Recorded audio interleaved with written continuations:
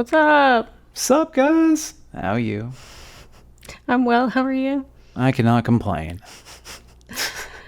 Welcome to RNC Watch TV. What have we been watching this week, Rob? We have been watching a lot of The Gilded Age, catching up on the episodes that we missed on season 2, and we watched the finale for Golden Bachelor. We did. And we also started Murder at the End of the World. Yes. A Murder at the End of the World? A Murder at the End of the World. I knew I was somehow botching the title for that. Or maybe I'm wrong. I don't know. Anyway. No, my brain has a way of botching things in new and exciting ways when it comes to like remembering the exacts. So it's probably me. What do you want to talk about first? So I have a theory for the Murder at the End of the World show. So we're like halfway through episode 1, season 1? Yes, so this is just shooting into the dark here. I think that the rest of it's going to take place on the plane. The dude thinks there's a hit on his life, and so he inserted the person that he thinks is the killer on the plane and is going to keep it perpetually flying until the girl can figure out who the murderer is.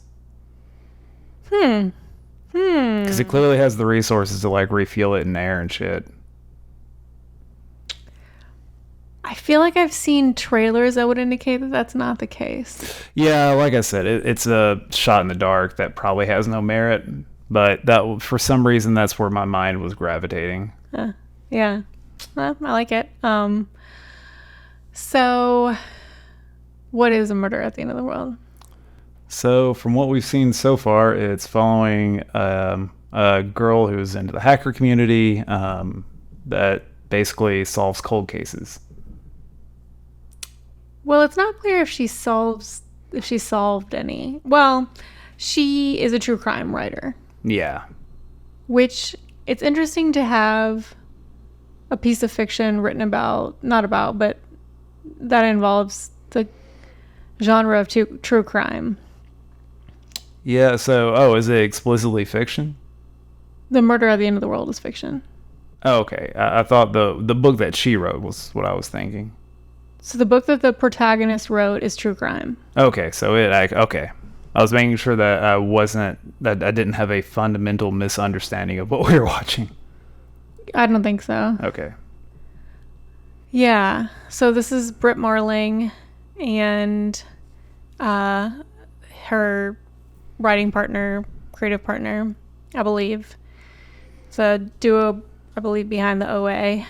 And yeah, I mean, it's definitely drama, which is not usually my go-to genre. Suspenseful. Very nerve-wracking. Yeah, very nerve-wracking. I like it. Okay, so far. It seems to have really high production value Yeah. and like really good set design. Yeah. Like that plane, seriously, like that was some set designer's like lifetime achievement. Just freaking beautiful. Yeah, it was really good. Any other thoughts? I guess we should probably at least watch one full episode before we have a lot to say about that. We may have to what would be a good word? Spray? Oh yeah, spray. Oh, I need to go check the thing here in a second. All right, we're back. Our cats are alive. They're testing us, but they are alive. But the only final thought that I really had for Murder at the End is it kind of gives me Girl with the Dragon Tattoo vibes. At least the Fincher like book to film version of it. I don't think I saw it, but I think I saw enough that I can agree. I think it's cool that it's like maybe not centering, but at least the first part of the first episode centering missing women. That's cool. Yeah, huge emphasis on that in the first episode for sure.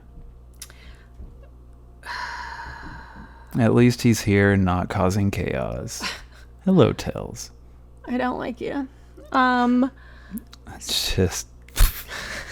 So the other thing, so the Gilded Age, What's there to say? It's incredible. It's probably Oh, better yeah. than season 1 in my opinion. I'm loving it so I'm far. loving it. Sets incredible, costumes incredible, drama incredible, Yeah. script incredible. The arcs have been legit. They've been upping the stakes this time around. Yeah. And really showing you that, like, more depth. They've been adding depth to all the characters Yeah. really well. Like, yeah. Yeah, I love it. And then Golden Bachelor.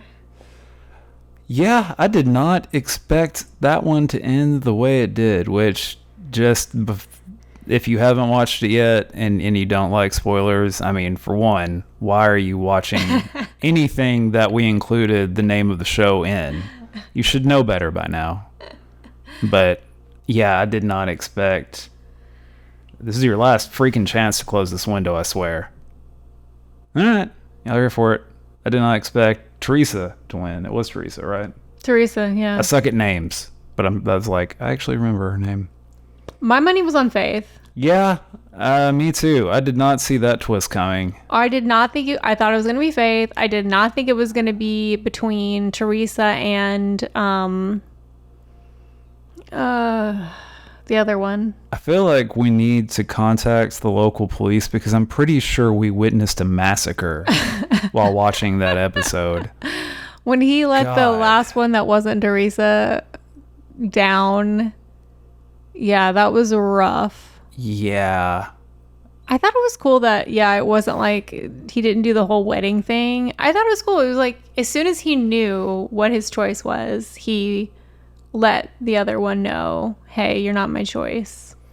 Yeah. I wish I could know what he said behind closed doors that made her like so upset. Like, you made me believe that I was the one and blah, blah, blah.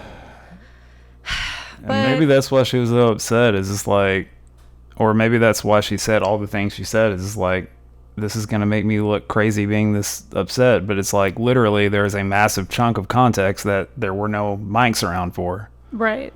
But at the end of the day, though, people say things, and that's what he kept saying. Like, it was true at the time. Like, I felt that way at the time, and it's like, yeah, that's kind of.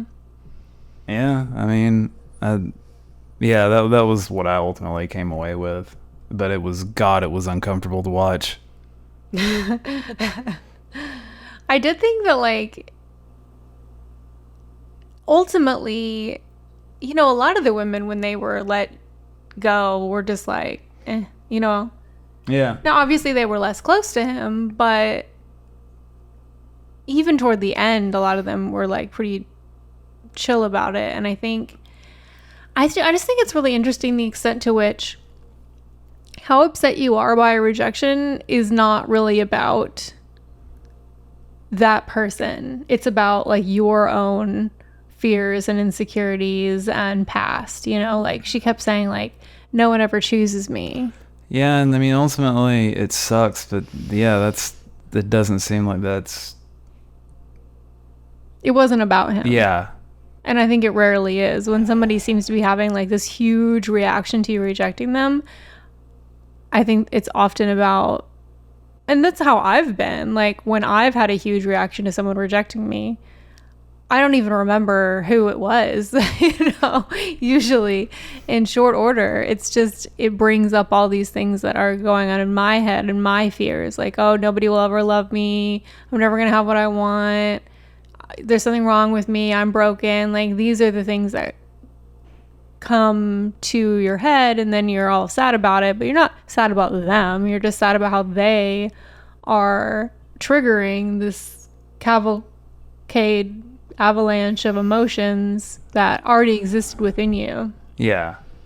And like I've noticed before, like I've had hang-ups and weirdnesses, and then like ultimately when I backtraced like where they were coming from, it ended up being like my own insecurities, which I think, I don't know, I don't want to talk shit about her on here, but she seemed like one of the more free, like, I don't know. It seems like if you ranked people on self-awareness, she would be on the lower end potentially. And a lot of that could just come from like getting a lot of bad cards dealt to her. Like, that'll I mess think you that up she a good seemed. bit. I don't think she seemed not self-aware, but I do think Yeah. she seemed a little traumatized. I would say, yeah, that's a way better way of putting it. Like I said, like I'm not trying to talk shit about her. I'm just trying to think through it. Yeah, she definitely seemed. Well, the thing about it is, when you look at the data, and these are averages, so this doesn't say anything about any individual, but on average, people who are healthier, smarter, more mentally stable, more emotionally healthy, more well-adjusted, have more pleasing personalities, tend to stay married longer. Yeah. They tend to have no divorces or have fewer divorces. And she's been married 3 times, right? And this Teresa got married 1 time in high school, or at 18. Yeah. Was married like for 50 years. High school sweetheart. High school sweet. And it's like that.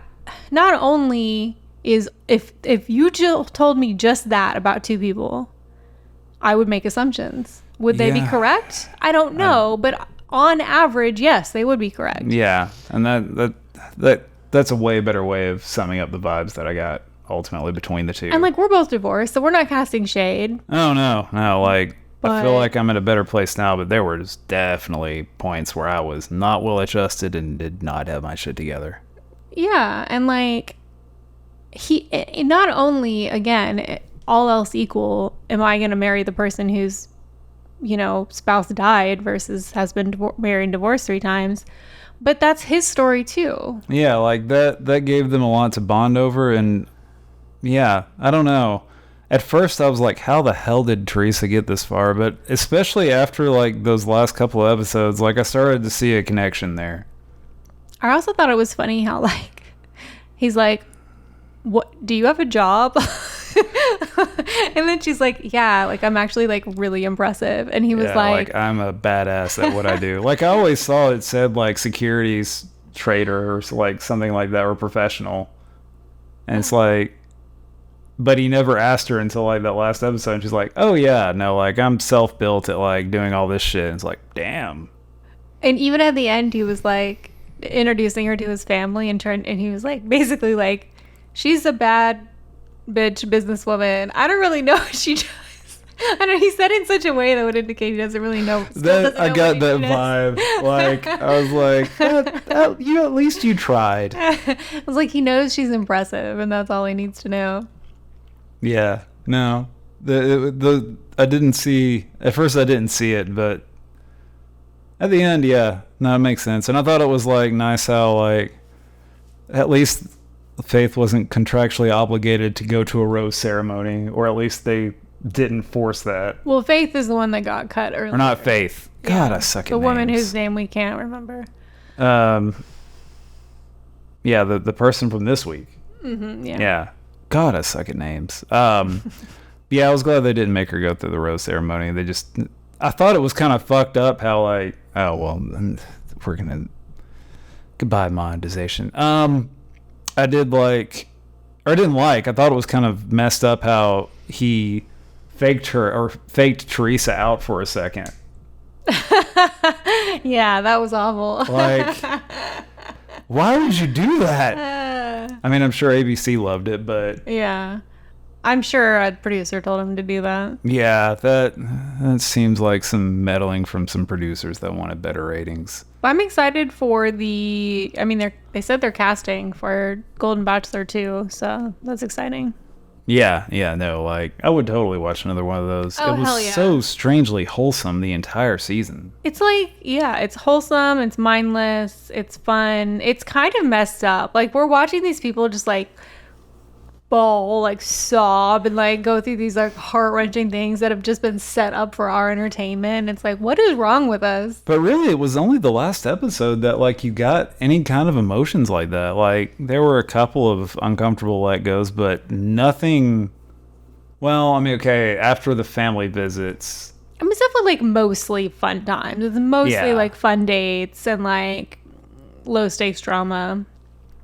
But man, it does get heart-wrenching at times. Oh yeah, toward the last couple of episodes, that's when things really started to go, and like it seems like Gary's stress level is just like, I'm over this. Just let me pick someone. I need out of this. I hate this. I hate myself. I hate all of you. Just let me go home. They look cute together at the live taping thing. They really did. They looked really cute together. I think he made a good choice. I think she is a bad bitch, and he's lucky to have her. And she's very humble about it too. I know, yeah. I like her a lot. I think she's a sweetie. Yeah. I never thought I would recommend any Bachelor, but Golden Bachelor, yeah. Here we are. Watch it, even though now you know how it ends. Who's gonna win? I told you to close the tab. This is on you. Yeah, we're all winners. We're all winners. All right. Thanks for watching.